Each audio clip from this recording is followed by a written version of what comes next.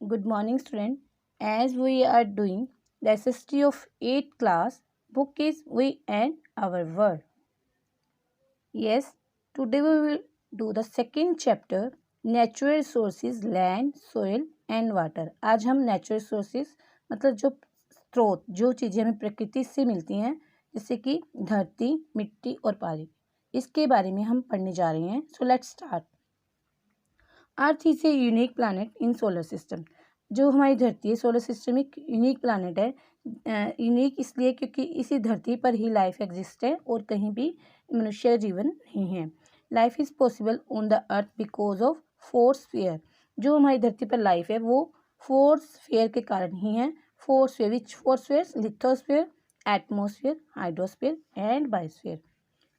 मतलब चार स्फीयर जो है, lithosphere, atmosphere, biosphere and hydrosphere, इन चारों की वजह से जो लाइफ है हमारी पॉसिबल है. लिथोस्फीयर मीन्स जहाँ पर चट्टानें, पर्वत, हिल्स, मिट्टी वगैरह पाई जाती है. एटमॉस्फेयर मतलब जो हमारे सराउंडिंग में एयर है, डिफरेंट डिफरेंट गैसेज है, that is atmosphere. Hydrosphere means ocean, seas, lakes, river, these come in hydrosphere. Biosphere means जहाँ पर जीव जंतु रहते हैं, that is biosphere. Now listen student, many objective type question can come in between this lesson, so listen carefully. This short question can come and write the name of four spheres of earth: lithosphere, atmosphere, hydrosphere and biosphere. So listen carefully every point. Earth surface is divided into two parts. जो हमारी धरती है दो parts में divide है, land and water. Land covers about 30% and of the total surface of area of earth, and water 70% its total surface. Now this question also can come in objective type. How much land cover the total surface of earth? 30%. And how much water cover the total surface of earth? That is 70%. Okay, next, land resources. Now we will read about first point, land resources. Land resource क्या है? The most important natural resources upon which all human activities based is land. कहते जो most important natural resource है वो जिस पर हमारी बहुत सी क्रियाएं हम करते हैं, ह्यूमन एक्टिविटीज़ होती है, वो क्या? लैंड, धरती. It is use for growing crop. अब जो ह्यूमन एक्टिविटीज़ जो हम करते हैं वो कौन कौन सी हैं? It is use for growing crop, fossils हम उगाते हैं. बिल्डिंग हाउसेज, हम धरती पर घर बनाते हैं. कंस्ट्रक्टिंग रोड, सड़कें बनाते हैं. रेलवे ट्रैक्स बनाते हैं. एस्टेब्लिशिंग इंडस्ट्रीज और इंडस्ट्री, फैक्ट्रियाँ बनाते हैं. इंडस्ट्री मीन्स फैक्ट्रियाँ, बड़ी बड़ी फैक्ट्रियाँ बनाते हैं धरती पर. ग्रेजिंग एनिमल मतलब एनिमल को ग्रेज करते हैं. एनिमल्स के लिए हम जो चारा वगैरह उगाते हैं वो धरती से ही हमें मिलता है. माइनिंग मतलब खाने खोते, जब सोने चांदी या लोहे तांबे जो भी हमें मिलता है वो नीचे धरती को खोद कर ही मिलता है, उसे बोलते हैं माइनिंग. धरती को अंदर से खोदना और कुछ निकालना, उसे बोलते हैं mining. These activity human beings do on earth. So earth is very important from all natural resources. In short, almost all human activities related to food, shelter and clothing take place on land. मतलब जितनी भी activities हैं, major activities हमारी ज़रूरतें क्या हैं? Food है, shelter रहने के लिए जगह और पहनने के लिए कपड़े. Now lithosphere. Lithosphere, what is lithosphere? Students, listen carefully. Again and again I'm saying listen carefully because many objective type question and short question can come. So listen everything. Everything is depend upon your understanding. So please understand carefully. Lithosphere consists of loose surface material called soil. Lithosphere में क्या है? एक soil, मिट्टी, loose surface of material का soil, जहाँ पे मिट्टी ज़्यादा पाई जाती है. It is combination of organic and inorganic matter. Lithosphere में क्या दो तरह की चीज मैटर्स हैं, in organic and organic. The organic component. अब ऑर्गेनिक कंपोनेंट में क्या होता है? Listen carefully. The organic component which consist of dead and decomposed part of animal and plant is known as humus. अब जो ऑर्गेनिक कंपोनेंट में कहते हैं जो dead and decompose part of animals and plant करते हैं. जैसे एनिमल्स और प्लांट मर जाते हैं तो उनकी जो डेड बॉडी होती है, डेड होती है जो बॉडीज एनिमल्स और प्लांट की, वो मिट्टी में नीचे नीचे नीचे जा जाके मतलब कि गल सड़ जाती है, उसको ह्यूमस बोलते हैं। तो ये होते हैं ऑर्गेनिक कंपोनेंट, मतलब जो जीव जंतु, जिस मिट्टी में थोड़ा सा जीव जंतु वगैरह पाए जाते हैं तो उसको ऑर्गेनिक कंपोनेंट बोलते हैं। The inorganic component is formed by rocks, particles and minerals such as lime, iron, etc. अब इनऑर्गेनिक कंपोनेंट जो होते हैं वो किसके द्वारा बनते हैं? रॉक पार्टिकल, जिसमें रॉक्स चट्टानें आती हैं, जैसे मिनरल्स की चट्टान जो होती है, लाइम, आयरन एक्सेट्रा। अब तुम देखते हो कि लाइम जो है चूना है या आयरन है, तुम देखते हो कि सीधा ये आयरन की हमारे पास तो आयरन की नील है या फिर आयरन की कुछ भी ज्योमेट्री बॉक्स है, कुछ भी आयरन के हैं तो हम सीधा देखते हैं। ऐसा सीधा हमें आयरन कभी नहीं मिलता, लाइम सीधा कभी नहीं मिलता, माइनिंग करके हमें मिलता है। रॉक्स, इनकी बड़ी बड़ी रॉक्स होती है, बड़ी बड़ी चट्टानें होती हैं, उनको तोड़ फोड़ के ये चीज़ें बनाई जाती है बाद में। Soil is form as a result of long continue weathering process of rock. जो सोइल है, सोइल कैसे बनती है? एक प्रोसेस है वेदरिंग, हमारे नीचे में वेदरिंग प्रोसेस है, उसके द्वारा बनती है। वेदरिंग प्रोसेस क्या होता है मैं आपको क्लियरली बता रही हूँ, सो लिसन केयरफुली।